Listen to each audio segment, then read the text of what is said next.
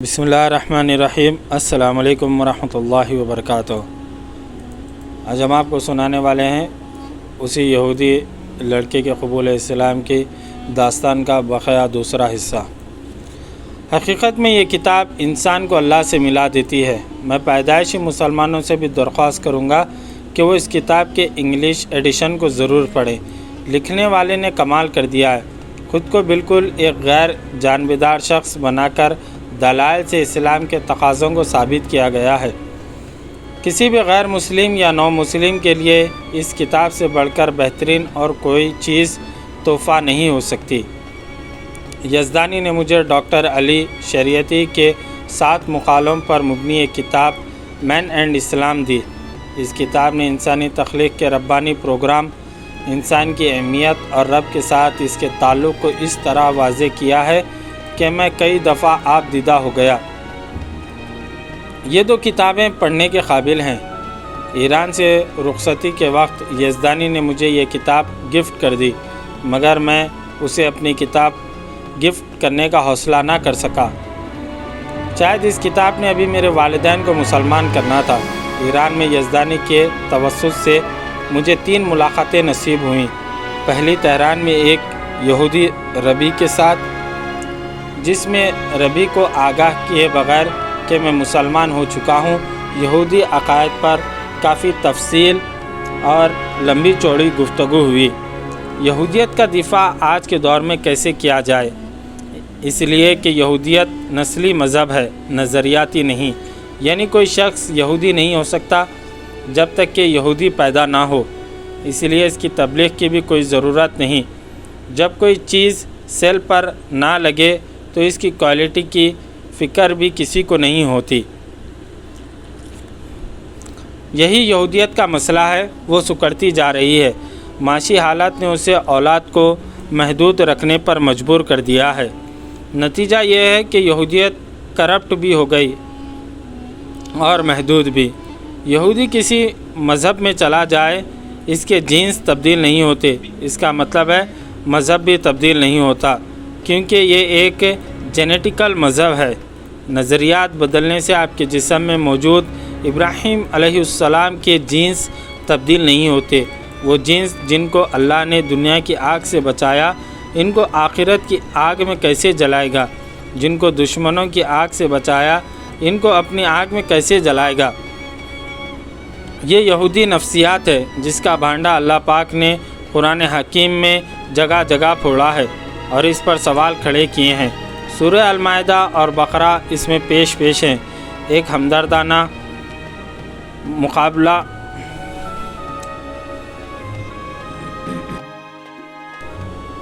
हमदर्दाना गुफ्तगू के बाद अब मेरे सवालात ज़रा तीखे होना शुरू हुए और मैंने अपने अश्कालात पेश करना शुरू किए। मैंने महसूस किया कि यहूदी आलिम ही नहीं बल्कि हर मज़हब की मजहबी क़ियादत एक जैसी सोच की हामिल होती है।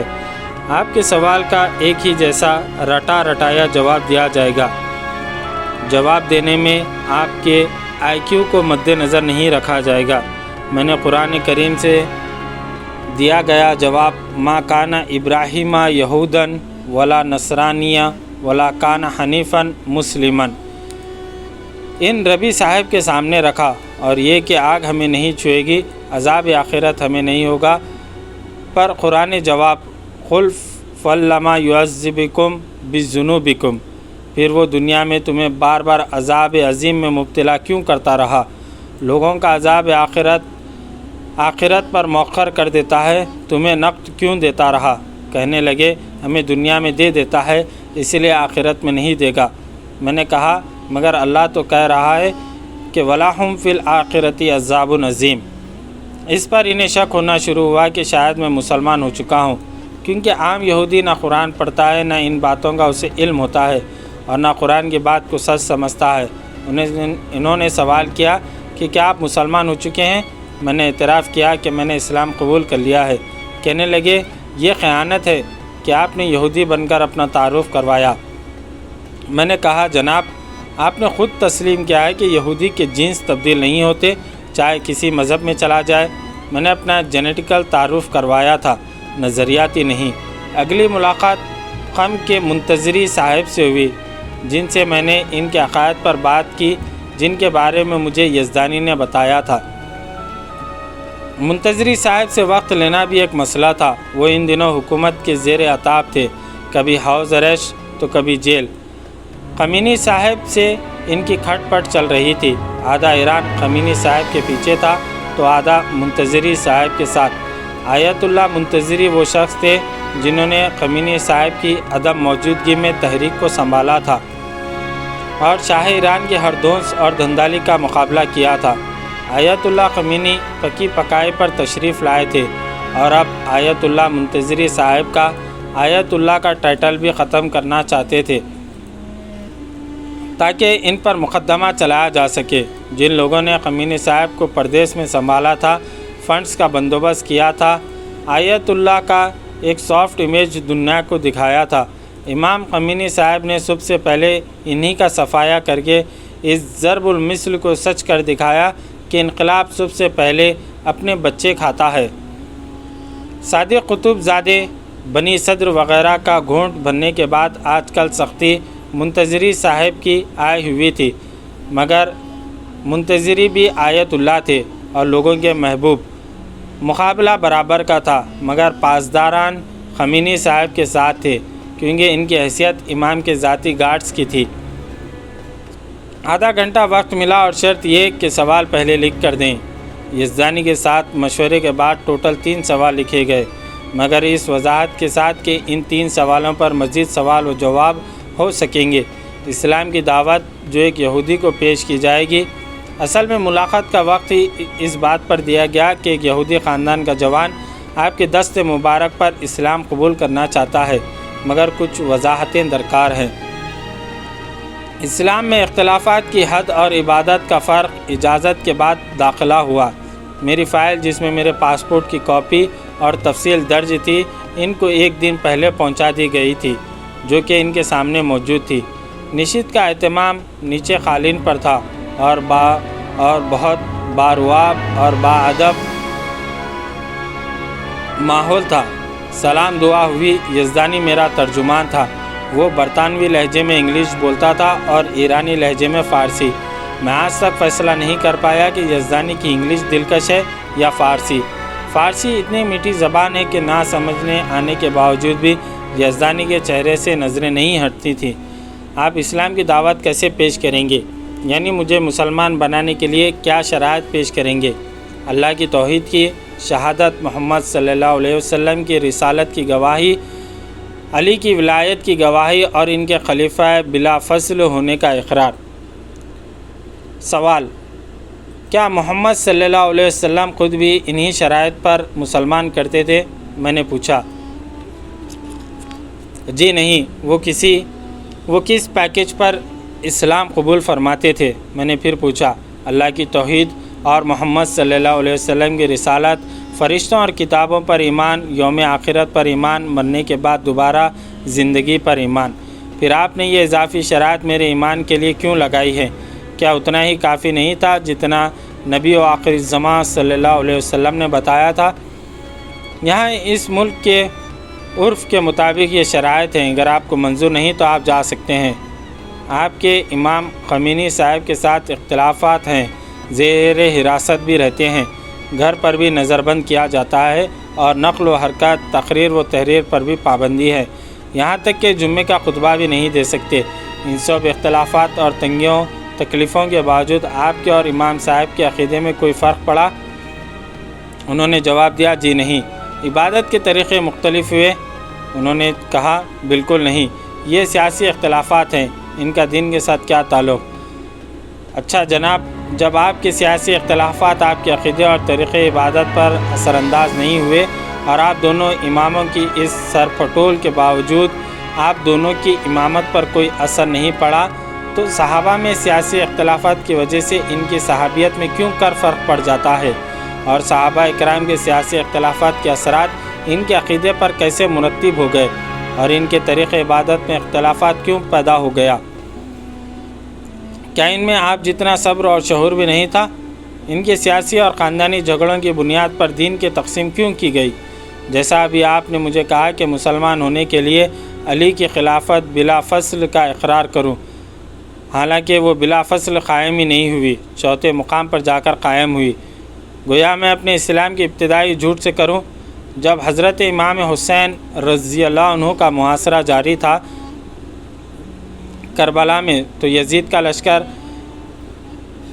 سارے کا سارا امام حسین علیہ السلام کی امامت میں نمازیں پڑھتا رہا۔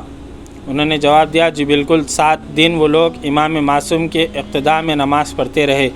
کیا آپ یہ تسلیم نہیں کریں گے کہ سیاسی اختلافات کے باوجود ان لوگوں کے نماز کا طریقہ اور اوقات ایک ہی تھے اور ان میں دین کا کوئی جھگڑا نہیں تھا؟ یہاں انہوں نے پہلے اپنے سیکریٹری سے کچھ کہا، جس نے میری فائل کھول کر ان کے سامنے کی، جس کو انہوں نے دوبارہ غور سے دیکھا۔ پھر یزدانی سے فارسی میں کہا کہ کیا یہ پہلے مسلمان ہو چکا ہے؟ یزدانی نے کہا، مجھے اس نے اسلام قبول کرنے کو کہا تھا، مگر اس نے اسلام کو اچھی طرح پڑھا ہوا ہے۔ کیا آپ اس قرآن کو حقیقی اور اصلی قرآن مانتے ہیں؟ بالکل، ہم اس کو اللہ کا کلام مانتے ہیں اور نماز میں اس کی تلاوت کرتے ہیں، مگر یہ پورا نہیں۔ اس کا کچھ حصہ گمشدہ ہے۔ وہ حصہ کہاں ہے؟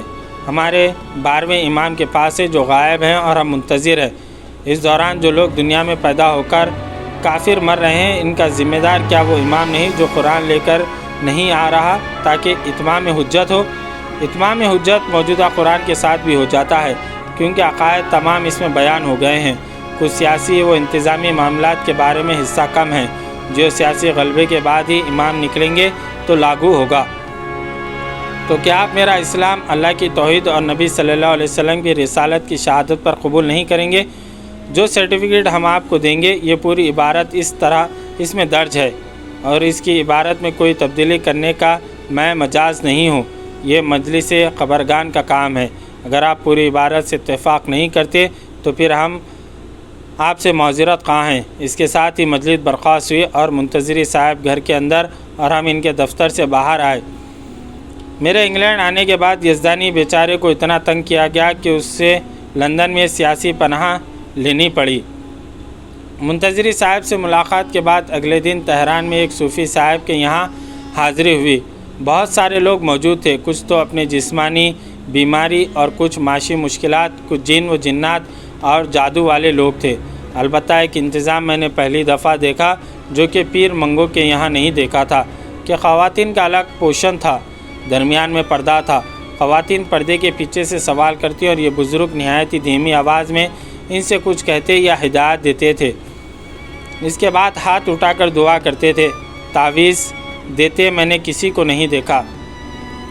مردوں سے انہوں نے نماز کی پابندی کا کہا۔ تقریباً ہر آدمی کو کہتے کہ نماز کی پابندی کرو اور فلاں نماز کے بعد یہ پڑھو اور فلاں کے بعد یہ، عشاء کے بعد سونے سے پہلے 100 دفعہ استغفار پڑھ کر سو۔ آخر میں انہوں نے کہا کہ مسائل سے متعلق کوئی اور سوال ہیں تو کر سکتے ہیں۔ لوگ مسائل پوچھتے رہے اور جواب دیتے رہے۔ ہمت کر کے میں بھی اٹھا اور سوال کیا کہ جہنم کیا ہے اور جنت کیا ہے؟ یزدانی نے جھٹ سے ترجمہ کر دیا، مگر بزرگ نہ تو میری انگلش پر چونکے اور نہ ہی انہوں نے میری بات سنی، نہ ترجمے پر کوئی غور فرمایا، بلکہ یوں لگا گویا میرا اور یزدانی کا وجود اس مجلس میں تھا ہی نہیں۔ بلکہ انہوں نے پھر مجموعے سے ہی سوال کیا کہ اور کچھ؟ میں نے پھر اپنا سوال دہرایا۔ انہوں نے نہ میری طرف دیکھا اور نہ یزدانی کے ترجمے کا کوئی نوٹس لیا، اور پھر مجموعے سے مخاطب ہو کر فرمایا کہ تو آپ کو اور کوئی سوال نہیں کرنا؟ اب میں تقریباً غصے میں آ چکا تھا۔ میں نے غصے سے کہا کہ میری بات کا جواب دیں۔ اب انہوں نے مجھے نگاہ اٹھا کر دیکھا اور کہا کہ اپنا سوال دہراؤ۔ میں نے کہا کہ جہنم کیا ہے اور جنت کیا ہے؟ انہوں نے انتہائی مختصر مگر جامع جواب دیا۔ فرمایا، جب میں نے تمہاری طرف توجہ نہیں دی تو تم جس کیفیت سے گزر رہے تھے وہ تیری جہنم تھی، اور جب میں نے تیری طرف توجہ کی اور تو نے راحت محسوس کی، یہ تیری جنت ہے۔ یہ جہنم اور جنت تیری اور میری نسبت سے تھی۔ رب جس سے ناراض ہو اور توجہ نہ دے گا تو وہ جس عذاب سے گزریں گے وہ اللہ کی عظمت کی نسبت سے ہوگا۔ اس طرح جن کی طرف اللہ پاک توجہ فرمائے گا تو وہ راحت بھی اللہ کی عظمت کی نسبت سے ہوگی اور وہ ان کی جنت ہوگی۔ اللہ کا پیار سے دیکھنا خالی نہیں جائے گا۔ جو راحت محسوس ہوگی وہ مجسم بھی ہو جائے گی، وہ تیری جنت ہوگی، اور جن سے وہ ناراض ہوگا یا غصے کی نگاہ سے دیکھے گا وہ غضب مجسم بھی ہوگا اور وہی اس کی جہنم ہوں گی۔ جواب اتنا مدلل تھا کہ مانے بغیر چارہ نہ تھا، اور چونکہ میں ابھی تجربے سے گزرا تھا اس لیے اثر بھی کچھ زیادہ ہوا۔ آپ کو بھی کبھی احساس ہوا ہوگا کہ محبوب کی ناراضگی کے بعد بستر راحت بھی کانٹوں کا بستر بن جاتا ہے اور وسوسوں کے سانپ ڈستے رہتے ہیں کہ کس کس بات نے اسے بدظن کیا ہوگا۔ کبھی ایک خیال آتا ہوگا تو ڈستا ہوگا، اور کبھی دوسرا۔ یہ سانپ بچھو ہم ادھر سے ہی لے کر جائیں گے۔ اللہ کی رضا سب سے بڑا انعام ہے اور اللہ کا غصہ سب سے بڑا عذاب۔ اگلے دن والد صاحب کا پیغام ملا، فوراً واپس پلٹو، ایمرجنسی ہے۔ جھٹ پٹ ٹکٹ لیا اور تہران سے دبئی اور پھر لندن کو واپسی ہوئی۔ سارے پروگرام دھرے کے دھرے رہ گئے۔ گھر میں داخل ہوتے ہی ماحول میں اداسی کا احساس ہوا۔ پتہ چلا والدہ صاحبہ کو جگر کا کینسر ہوا ہے اور وہ بھی آخری اسٹیج پر ہیں۔ والدہ کی حالت دیکھی نہ جاتی تھی۔ میں جس طرح چھوڑ کر گیا تھا وزن اس سے آدھا ہو چکا تھا۔ رہ رہ کے خیال آتا شاید میرا اس طرح گھر سے چلے جانا اس داغ جگر کا سبب نہ بنا ہو۔ میرا دل چاہتا تھا کہ والدہ مسلمان ہو جائیں اور اسلام ہمارے خاندان کو ٹیک اوور کر لے، مگر والدہ کی تمنا ایک روایتی ماں والی تھی، یعنی مرنے سے پہلے بیٹے کا صحرا دیکھنے کی۔ لڑکی ہمارے خاندان سے ہی تھی اور مذہب کے معاملے میں کسی حد تک میرے ہم خیال بھی تھی، کیونکہ ہم دونوں کلاس فیلو بھی تھے۔ مجھے امید تھی کہ وہ بھی مسلمان ہو جائے گی۔ رہ گئی والدہ تو ان کے اسلام کی راہ میں میرے والد صاحب کا پہاڑ کھڑا تھا۔ وہ ایک روایتی گھریلو خاتون تھی جنہوں نے اپنی ذات کو شوہر میں گم کر دیا تھا۔ میں نے جب ان سے اسلام کی بات کی تو انہوں نے جواب دیا کہ میں مرتے مرتے تیری باپ کی نافرمانی نہیں کرنا چاہتی۔ آخرکار میں نے اللہ کا نام لے کر اس پہاڑ کو خود سر کرنے اور والد صاحب سے بات کرنے کا فیصلہ کیا۔ والدین ہمارے نفسیات کی رگ رگ سے واقف ہوتے ہیں، بلکہ یوں کہنا چاہیے کہ اللہ کے بعد ہماری ذات کے سب سے زیادہ واقف ہمارے والدین ہوتے ہیں۔ ادھر ہمیں کوئی خیال آیا نہیں کہ ان کی چھٹی حس نے ان کو بتایا۔ آپ کے دکھ درد بے چینی کو محسوس کرنے کے لیے انہیں آپ کے بتانے یا الفاظ دینے کی ضرورت نہیں ہوتی، وہ ہماری ذات کے مین برانچ ہوتے ہیں۔ ہماری ساری ٹرانزیکشن انہی کے ذریعے ہوتی ہے۔ جو ہی میں والد صاحب کے پاس جا کر بیٹھا انہوں نے ایک گہری نظر مجھ پر ڈال لی اور جان لیا کہ میں ان سے کوئی اہم بات کرنا چاہتا ہوں۔ وہ ایک منجے ہوئے سفارتکار تھے، انسانی کیمسٹری سے آگاہ۔ فرمانے لگے، کیا کچھ سیکھا ہے؟ میں نے کہا، وہ سب کچھ جس کے لیے آپ نے مجھے پاکستان تجویز کیا تھا۔ البتہ میں آپ سے کچھ عرض کرنا چاہتا ہوں۔ میں چاہتا ہوں کہ امی جان مرنے سے پہلے مسلمان ہو جائیں، مگر وہ آپ کی رضامندی لیے بغیر یہ کام نہیں کر پائیں گی۔ وہ مرتے مرتے آپ کی نافرمانی نہیں کرنا چاہتی۔ اگر آپ اجازت نہیں دیں گے تو اپنے ساتھ دوسری جان کا بوجھ بھی آپ کو اٹھانا پڑے گا۔ میں نے زندگی آپ سے کبھی کسی چیز کا مطالعہ نہیں کیا، مگر اب میں آپ سے گزارش کرتا ہوں کہ آپ اسلام کو اسٹڈی کریں اور 2-4 دن میں کوئی فیصلہ کر لیں۔ اس سلسلے میں جو بھی وضاحت طلب باتیں ہوں وہ آپ مجھ سے پوچھ سکتے ہیں، مگر مجھے امید ہے کہ یہ 2 کتابیں پڑھ لینے کے بعد آپ کو اسلام کے بارے میں تو کچھ پوچھنے کی ضرورت محسوس نہیں ہوگی۔ البتہ یہودیت کے بارے میں شاید کچھ گفتگو کرنا چاہیں تو میں اس پر بھی بات کر لوں گا۔ کتابیں میں نے ان کے حوالے کر دی اور والد صاحب ان کتابوں کو لے کر اپنے کمرے میں قید ہو گئے۔ یہ ان کی پرانی عادت تھی، جب بھی کوئی اہم فیصلہ کرنا ہوتا تو وہ کھانے پینے کا بندوبست کر کے اپنے آپ کو کمرے میں قید کر لیتے اور جب تک کوئی فیصلہ نہ کر لیتے کمرے سے نہ نکلتے۔ 2 دن گزر گئے، ایک رات تو پوری رات ہی ان کے کمرے کی لائٹ جلتی رہی۔ وہ مطالعہ کرتے رہے۔ اگلا دن گزرا، وہ باہر نہیں آئے۔ ادھر والدہ شادی کی تفصیلات طے کرتی رہیں۔ اگلے دن شام کے بعد والد صاحب باہر نکلے، باغیچے میں آ کر اپنی مخصوص کرسی پر بیٹھ گئے۔ آنکھیں اور چہرہ مرجھایا ہوا تھا۔ میں نے نوکر کے ہاتھوں انہیں کافی بھیجی جو انہوں نے لے لی۔ میں والدہ کے پاس بیٹھا ان کے پاؤں دبا رہا تھا۔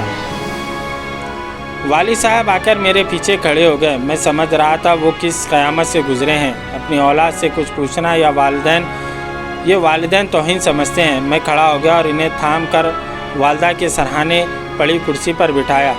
میں چاہتا تھا جو کچھ وہ پوچھنا چاہتے ہیں والدہ کے سامنے ہی پوچھیں، تاکہ بے وقت دونوں میرے دلائل کو سن سکیں۔ والد صاحب نے کہا ہمارے جینیٹیکل مذہب کا کیا بنے گا، کیا ہم سب سے کٹ جائیں گے؟ میں نے عرض کیا کہ ابا جان، جہاں تک میں نے سوچا ہے، اور نہ صرف راتوں کو جاگ کر سوچا ہے، چلتے پھرتے اور سفر میں ہر جگہ سوچا ہے کہ اس جینیٹیکل مذہب کے فلسفے کے پیچھے حقیقت کیا ہے، تو اس نتیجے تک پہنچا ہوں کہ یہ ہمارے علماء کا اپنا علمی کمزور کو چھپانے کا بہترین حربہ ہے، اور بس اس کا تعلق دین سے نہیں، نفسیاتی جنگ سے ہے۔ وہ نئے آنے والوں کو مطمئن نہیں کر سکتے اور جانے والوں کو دلیل سے روک نہیں سکتے، لہٰذا انہوں نے یہ جنیاتی مذہب کا نظریہ گڑھ لیا۔ وہ جانتے ہیں کہ جب انسان کسی چیز کو اپنی کہہ کر اپنا لیتا ہے تو پھر اس کی حفاظت اور عزت کی خاطر کٹ مرتا ہے، یہ اس کی ایگو کا مسئلہ بن جاتا ہے، یہاں تک کہ وہ اپنی گائے بھینس کی توہین کو بھی اپنی ذات پر حملہ تصور کرتا ہے اور بدلے میں قتل کر دیتا ہے۔ ہمارے علماء جوان نسل کو چونکہ دلیل سے قائل نہیں کر سکتے، لہٰذا انہوں نے اس کی راہ میں تعصب کی جنیاتی دیوار کھڑی کر دی۔ ابا جان، جب ابراہیم علیہ السلام نے اپنی بستی کے لوگوں پر اسلام پیش کیا تھا تو کیا وہ پوری بستی اور نمرود ان کا جنیاتی رشتہ دار تھا؟ جب یوسف علیہ السلام نے جیل میں قیدیوں پر اسلام پیش کیا تھا تو کیا وہ بنی اسرائیل کے جنیاتی رشتہ دار تھے؟ پھر انہوں نے سارا مصر مسلمان کر لیا تو کیا مصری ان کے جنیاتی رشتہ دار تھے؟ ابا جان، جنس خاندان اور قوم بناتے ہیں، نظریات اور دین کا جنس کے ساتھ کوئی تعلق نہیں ہوتا، نہ اللہ کا انسانوں سے تعلق جنیاتی رشتہ دار کا ہے۔ آپ ایک ذہن و فتین آدمی ہیں، میں نے زندگی بھر آپ کو اپنا آئیڈیل بنا کر رکھا ہے، ہر جگہ ہر معاملے میں سوچا کہ میرے ابا اگر ہوتے تو وہ کیسے ریئیکٹ کرتے، اور بالکل ویسے ہی ریئیکٹ کیا ہے۔ میں آج بھی یہ سمجھتا ہوں کہ آپ جو فیصلہ کریں گے وہ میرے آئیڈیل کو ڈیمیج نہیں کرے گا۔ میں آج جس جگہ پر کھڑا ہوں یہ سب آپ کی تربیت کا نتیجہ ہے۔ حق کی پیروی اور سچ کو سچ کہنا اور پھر اس پر ڈٹ جانے کا سبق میں نے آپ سے سیکھا ہے، اور آج اس سبق کا پریکٹیکل آپ میں دیکھنا چاہتا ہوں۔ میں جانتا تھا والد صاحب دل سے قائل ہو چکے ہیں، بس اعلان کی ضرورت ہے۔ ادھر والدہ ان کو ٹک ٹک دیدم نا کشیدم کی تصویر بنی دیکھ رہی تھی۔ والد صاحب اٹھے، میری کرسی کے پیچھے آئے، تھوڑا سا جھکے اور اپنے دونوں ہاتھ میرے کندھوں پر رکھ کر ہلکا سا تھپتھپایا اور بولے، شام کو مسجد چلیں گے، اور باہر نکل گئے۔ یہ بھی اچھا ہوا، مرد کے سامنے روتا ہوا اچھا نہیں لگتا۔ جو ہی ابا جان باہر نکلے میں نے اپنی کرسی سے جھک کر اپنے ہونٹ والدہ کے قدموں پر رکھ دیے اور پھوٹ پھوٹ کر رونے لگا۔ اسلام ہمارے گھر میں داخل ہو گیا تھا، میں نے کبھی اتنی بڑی نعمت کا سوچا تک نہ تھا۔ اب مجھے یقین تھا کہ میری بہن اور باقی بھائی بھی مسلمان ہو جائیں گے۔ شام کو ہم محلے کی مسجد میں گئے اور والد صاحب نے اسلام قبول کر لیا۔ ان کا اسلامی نام جابر تجویز کیا گیا، جبکہ امی جان نے میرے ہاتھ پر اسلام قبول کیا اور اپنے لیے آمنہ نام پسند کیا۔ یہ والدہ ہی کا مطالبہ تھا کہ میں بیٹے کے ہاتھ پر ایمان لاؤں گی۔ اگلے 10 دن شادی کے بندوبست میں لگے، شادی ہوئی اور شادی کے چھٹے دن میری والدہ اللہ کو پیاری ہو گئی۔ میری دنیا گویا اجڑ کر رہ گئی، مگر یہ تو ایک فطری پروسیس ہے، ہر ایک کو پیدا ہونے کی طرح مرنا بھی ضروری ہے۔ ایک ایک کر کے میرے دونوں بھائی، پھر میری بہن، میرا بہنوئی بھی مسلمان ہو گئے، جبکہ یہ بتانا تو میں بھول گیا کہ میری بیوی نے بھی شادی سے پہلے اسلام قبول کر لیا تھا۔ یہ سلسلہ ابھی تک جاری ہے و ساری ہے۔ 30 سے زیادہ عزیز مسلمان ہو چکے ہیں اور مزید کی امید رکھتا ہوں، اس دعا کے ساتھ کہ اللہ پاک اس سعی کو قبول و منظور فرمائے۔ آپ سے اجازت چاہوں گا۔ اللہ حافظ، جزاک اللہ خیر۔